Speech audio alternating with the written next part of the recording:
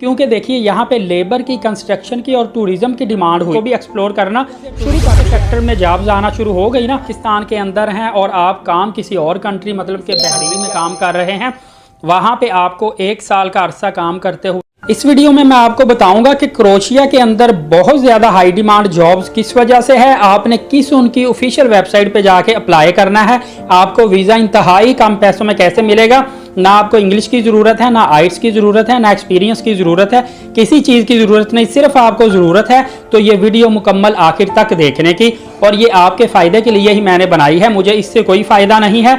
और मैंने बाकायदा क्रोएशिया के अंदर जो जॉब कर रहे हैं उन तमाम दोस्तों से मिलके मालूमात इकट्ठी करने के बाद अपने सब्सक्राइबर्स, अपने व्यूवर्स तक के लिए ये मालूमात लेकर आया हूँ, तो मेरे साथ आखिर तक लाजमी जुड़े रहिएगा। मैं पहले आपको थोड़ी सी डिटेल बताता चलूँ कि क्रोएशिया में हाई डिमांड क्यों जॉब्स की हुई है। क्योंकि देखिए यहाँ पे लेबर की, कंस्ट्रक्शन की और टूरिज्म की डिमांड हुई है जॉब्स की। उसकी वजह क्या है? उसकी वजह यह है कि ये जैसे ही कुछ अर्सा पहले यूरोपीय यूनियन का हिस्सा तो पहले ही था, शेंगन का पार्ट बना है, तो 26 की बजाय 27 कंट्री जो है शेंगन के हिस्से में आ गए हैं। और ये अब शेंगन का पार्ट होते हुए जितने भी शेंगन कंट्री के लोग जो टूरिस्ट थे, जिनके पास वीज़ा था शेंगन कंट्री का, वो टूरिस्ट जो है इन कंट्रीज में भी आना शुरू हो गए हैं, इनको भी एक्सप्लोर करना शुरू कर दिया है, जिसकी वजह से टूरिज्म के सेक्टर में जॉब्स आना शुरू हो गई ना, क्रिएट होना शुरू हो गई। नंबर 2 पे अब ये शेंगन कंट्री का पार्ट है तो यहाँ पे तरक्की होना शुरू हो गई है, उसकी वजह से यहाँ कंस्ट्रक्शन होना शुरू हो गई है, यहाँ बड़े बड़े होटल्स बनना शुरू हो गए हैं, जिसकी वजह से इनको कंस्ट्रक्शन की फील्ड में बहुत ज़्यादा लोग चाहिए। 3rd नंबर पे यहाँ पे कोना करेंसी चलती थी जो पाकिस्तानी 34 या 35 रुपीज़ के इक्वल थी।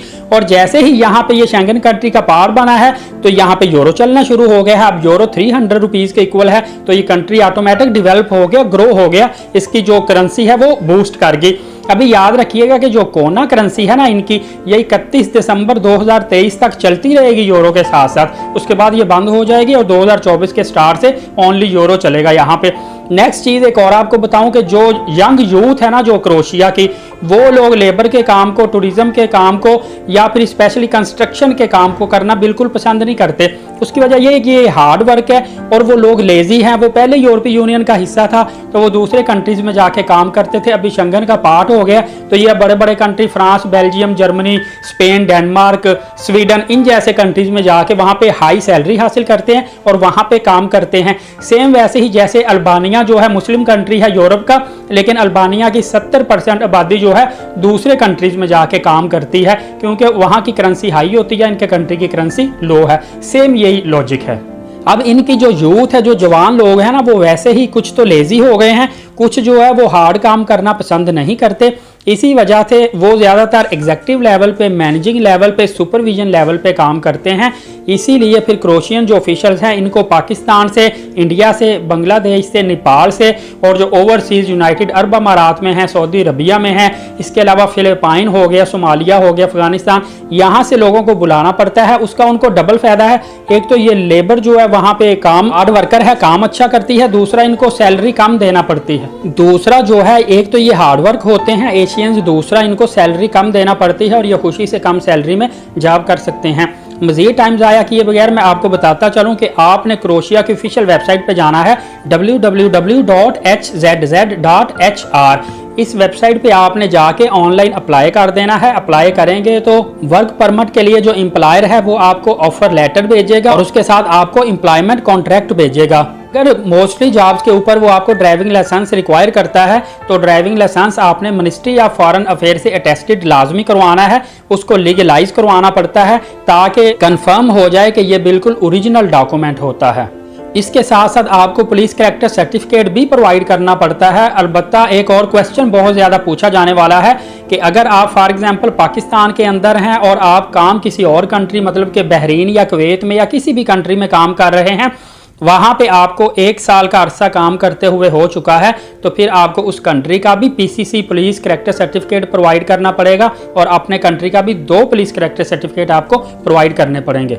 यहाँ पे एक अच्छी बात मैं आपको बताता चलूँ कि क्रोएशियन जो ऑफिशियल्स गवर्नमेंट है इनका रूल तो यही है, जो क्रोएशिया के नेशनल हैं उनको ये अपनी कंपनी में रखें, उसके बाद फॉरेनर्स को रखें। लेकिन इनका अच्छा रूल ये है कि अगर आप एक क्रोएशियन को अपनी कंपनी में रखते हैं और उसको 6 माह से ज़्यादा अरसा काम करते हुए हो चुका है तो आप उसके बिहाफ पे 3 फॉरेनर एम्प्लॉयज़ को बुला सकते हैं।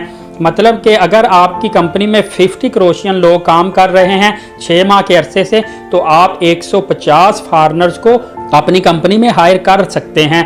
यही वजह है कि क्रोशिया में बहुत ज़्यादा इंडिया, पाकिस्तान, नेपाल, बांग्लादेश से लोग जाते हैं और इनका मैक्सिमम मेरे अंदाजे से जो एक्सपेंस आता है ना 4 से 5 लाख रुपए आता है। जो आप 12-15 लाख एजेंट को देते हैं ना, वो छोड़ दें। जो मैंने तरीक़ेकार बताया इसके थ्रू अप्लाई करें आप। एजेंट की कोई वहाँ पे अपनी कंपनी नहीं होती, उसने भी इन्हीं वेबसाइट्स के थ्रू इन्हीं चीज़ों को, इन्हीं रूल्स को फॉलो करते हुए आपके लिए जॉब सर्च करना होती है। जब आपको वहाँ से कॉन्ट्रैक्ट लेटर और जॉब ऑफर लेटर मिल जाता है, उसके बाद आपने सबसे करीब जो एम्बेसी पाकिस्तान की इस वक्त है वो ईरान के अंदर एम्बेसी है तेहरान में, वहाँ पे आपने अपॉइंटमेंट लेनी होती है। VFS के थ्रू अपॉइंटमेंट आपको ऑलमोस्ट 7,000 पाकिस्तानी रुपीज़ की मिल जाएगी। और अपॉइंटमेंट जब मिल जाती है आपको, उसके बाद आपने अपना पासपोर्ट लेके जाना होता है, वहाँ पिक्चर्स देनी होती हैं और फिंगरप्रिंट करने होते हैं।